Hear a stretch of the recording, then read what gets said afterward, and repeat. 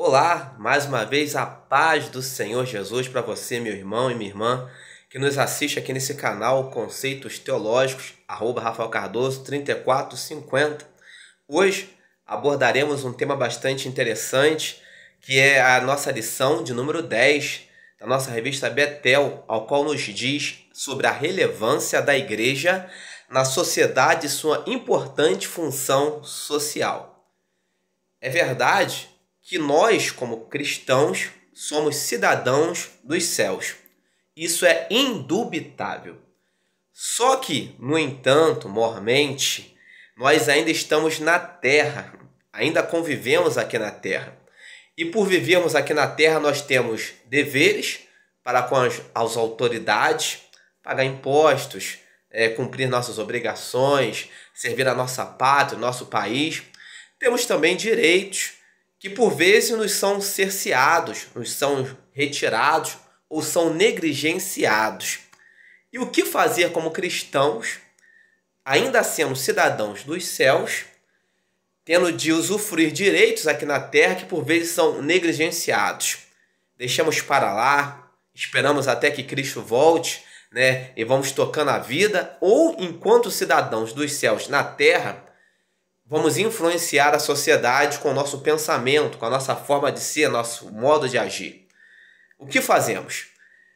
Somos, indubitavelmente, como dissemos aqui, cidadãos dos céus. Isso é certo. Só que ainda estamos na terra. E por vezes sofremos injustiças sociais, injustiças por parte dos nossos políticos, das autoridades, de uma série de outras coisas que nós vemos ao nosso derredor. E o que fazer? Ficamos de braços cruzados esperando alguma coisa acontecer ou partimos para a ação? Durante o período dos apóstolos, era pregado que Cristo iria voltar. E nesse interim, neste meio tempo, eles esperavam Jesus para aquele momento, para aquela ocasião, para aquela hora. É evidente que nós, como servos do Senhor, também precisamos esperar Cristo para agora. Essa é a nossa esperança, os céus. Mas naquele momento, naquela ocasião, enquanto Cristo não vinha, eles esperavam a volta de Cristo. Alguns esperando que Cristo fosse voltar naquele tempo, naquele período, naquela hora, paravam de trabalhar, não queriam se envolver com as coisas dessa terra e foram deixando as coisas de lado. E hoje, por vezes, o pensamento também é um tanto quanto igual. Nós ainda esperamos a volta de Cristo para agora, para hoje. Mas até que o Senhor venha, como diz nas Escrituras, até que Ele venha, nós como igreja de Cristo, estamos ainda neste mundo para influenciar o mundo, a sociedade, com a nossa fé. Até que o Senhor venha, ora, Maranata, gostaríamos que o Senhor voltasse agora. Mas enquanto Ele não volta, enquanto Ele não vem, nós como cidadãos dos céus, precisamos influenciar este mundo, o nosso país, o nosso Brasil. Precisamos influenciar a nossa nação. Existe a igreja, a organização, a igreja física, que é um templo, que está ali inserido num local físico, em um bairro. Tanto é que nós somos da Assembleia de Deus do Ministério de Madureira, localizados em Itaipava, no número 100, na Estrada do Gentil, a igreja física, a Assembleia de Deus física aqui. Mas nós também somos igreja como templo do Espírito Santo, não apenas como templo local, ali parado, estático, físico. Nós somos dinâmicos, somos o templo do Espírito Santo.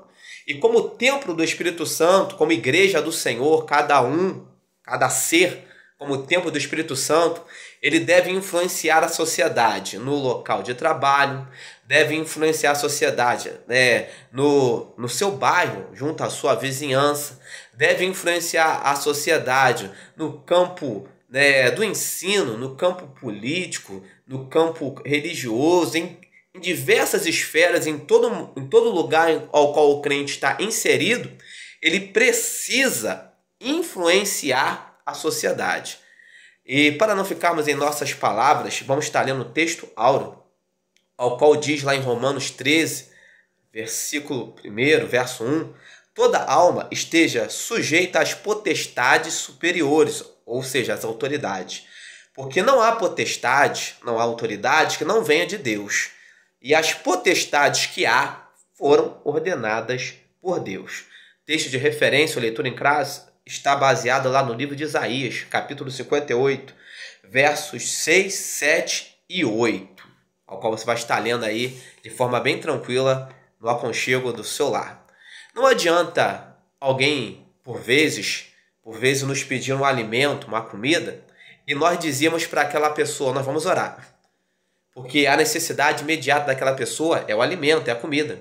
Então, primeiro nós damos o alimento, partimos para o lado do campo social, e depois nós vamos pregar, de fato, a palavra. Há coisas que precisam serem feitas pelos cristãos, não apenas no campo da teologia, no campo da palavra, a palavra é tudo, mas também com atitude, com ação.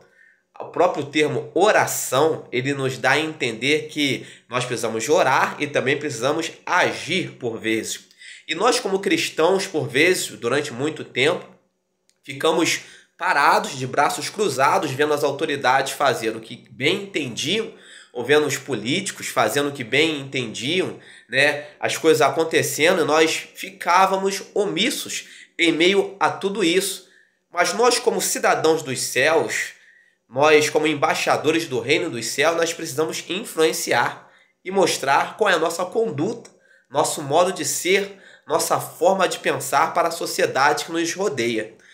E há coisas que precisam serem feitas em nosso país no campo social, no campo político, né? Por isso nós estamos aqui na Terra, para influenciar a sociedade. E como nós vamos influenciar a sociedade? Nós vamos influenciar levando aquilo que nós acreditamos, que é a justiça social, que é amor, amar ao próximo acima de todas as coisas, é tratar os outros como nós gostaríamos de sermos tratados, né? Como pessoas. E isso passa por sociedade, passa pelo social. E a igreja tem um poder imenso de não apenas influenciar no campo teológico, no campo da salvação, mas também influenciar a sociedade com a sua forma de ser, de agir e de pensar, levando essa forma, expandindo essa forma para a sociedade ao qual está inserida. E a igreja, ela não pode ser omissa. Durante anos, a igreja evangélica no Brasil foi omissa com questões sociais, mas a igreja tem acordado e tem influenciado a sociedade. E isso não é coisa Brasil apenas. Isso já vem, né, lá de forma internacional, mundo afora, a igreja tem influenciado a sociedade. Em 1829, por exemplo, para você ter uma ideia, está falando aqui na nossa revista, que na Índia eles tinham, antes disso, a prática de queimar viúvas vivas. Era uma prática hindu, ali do que eles chamam de sati ou sati, eu não sei qual a forma mais correta, mas eles, conforme o marido morria, a viúva era obrigada ali a ser queimada viva. E o pensamento cristão em 1829, é claro que foi um indiano que ele conseguiu mudar isso, mas influenciado de certa forma por missionários cristãos que chegaram ali e começaram a pressionar. E em 1829, sobre o domínio, né, da coroa britânica, né, foi retirado, né, ou foi aniquilada essa prática de queimar as viúvas vivas, o sati ou sati, né? Acabou-se com essa prática, um pensamento cristão que influenciou toda uma sociedade. O pensamento cristão, em 1840, aboliu a escravatura no Império Britânico. Pensamento cristão. Então, o pensamento, a nossa forma de pensar pode mudar, né, a sociedade ao qual nós estamos inseridos. E aqui no Brasil, a nível Brasil, nós temos muita coisa que nós ainda precisamos influenciar de forma social. E temos lutado por muitas causas. Tudo que vai contra a dignidade humana vai contra Deus. E nós, como servos do Senhor, precisamos lutar para que a dignidade humana venha a ser respeitada e amar o próximo como a nós mesmos. Então nós só amamos o próximo a nós mesmos quando nós praticamos a dignidade humana, quando nós levamos esse pensamento a sério. E no nosso país há muitas coisas que têm ido contra a dignidade humana. De certa forma, a ideologia de gênero estão tentando implantar, inculcar nas nossas crianças, nas escolas, que a igreja tem lutado e tem que lutar contra isso. Você sabe o que é ideologia de gênero? Existe. Quando nós nascemos, estava escrito lá sexo feminino, o masculino, era como nós conhecíamos, que trata da forma biológica. Mas hoje tem a tal ideologia de gênero. O que significa isso? É uma construção social ao qual o indivíduo, ele ao longo da sua caminhada, da sua trajetória, ele vai se definir. Não importa se ele nasceu no sexo masculino, mas a sua construção social ele pode se ver como, né, homem, como mulher. Há quem diga até que ele possa se definir como, né, um animal, se ele quiser, porque é o que ele pensa, é a construção social ao qual ele foi construindo. E isso é uma aberração aos olhos de Deus, que a igreja combate. E precisamos combater. Estamos inseridos numa sociedade.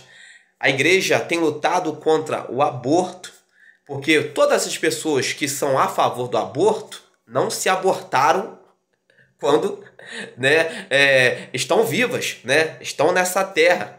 Estão vivas, estão querendo impedir que outras pessoas venham viver. Então a igreja tem lutado contra a lei do aborto. A igreja precisa lutar contra estas coisas. A família, né? Por vezes nós temos visto que a família tem sido negligenciada, tem sido, aí a sociedade tem levado aí o divórcio, né? Tem pregado isso com muita ênfase. Não apenas o divórcio, mas casamentos, né, que não são de acordo com a palavra de Deus têm sido colocados em pauta e a igreja tem de lutar contra isso. A equidade social, nós vemos inúmeras injustiças nos morros, nas favelas, nos bairros, né, em grandes lugares, né, nas grandes cidades, e a igreja tem lutado contra essas coisas e precisa lutar. A igreja é uma instituição divina na terra. E como instituição divina na terra, ela também tem suas responsabilidades sociais, porque Deus se importa com o ser humano. E nós, como representantes de Deus na terra, nós nos importamos com o ser humano. E é por isso que a igreja, por vezes, tem lutado de todas as formas, de todas as forças, para levar equidade social, para levar justiça social para quem precisa. Esse é o pensamento da igreja, pautado, claro, evidentemente, dentro da palavra de Deus. Então, o cristão ele precisa se envolver, sim, nas coisas desta terra, no quesito de trazer justiça social, ou a justiça de Deus, trazer o reino de Deus, como diz a palavra, venha o teu reino, seja feita a tua vontade, assim na terra, aqui, como nos céus. A vontade de Deus precisa ser feita, e para a vontade de Deus ser feita aqui, a igreja precisa se impor, a igreja precisa ir avante. Este quem vos fala é o presbítero Rafael Cardoso, somos membros da Assembleia de Deus Ministério de Madureira, estamos em Itaipava, na região serrana do estado do Rio de Janeiro. Deixe o seu like, se inscreva em nosso canal e nos ajude a propagarmos a palavra de Deus. Nos comentários vão estar 2 links de 2 livros, e-books, ao qual você vai estar podendo nos ajudar, a mantermos o nosso ministério e esta obra em nome de Jesus. Deus abençoe a sua casa, a sua família em Cristo Jesus.